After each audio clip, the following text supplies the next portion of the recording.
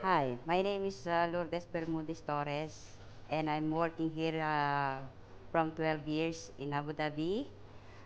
So now I'm here in Namud Salon in Park Rotana for 2 years. I'm working as a general beautician in Abu Dhabi. I'm doing facial. I'm all around beautician, all in one. Yeah, even from the hair, nails, face, even my off day, I cannot expend my time because I always work house. If my day off, I do everything in my house, sleeping, cooking, washing. This is my life. I never, sometimes I go out with my friends, but not always. I don't want to expend too much money outside, because I have family. I expend money for my children. That's why I'm here in Abu Dhabi.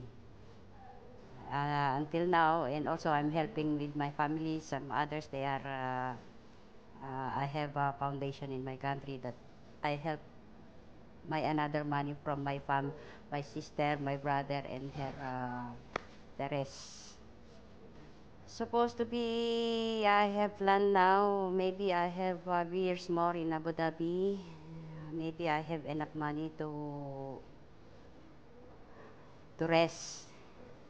I have planned to build my own salon in my country. This is my plan, really.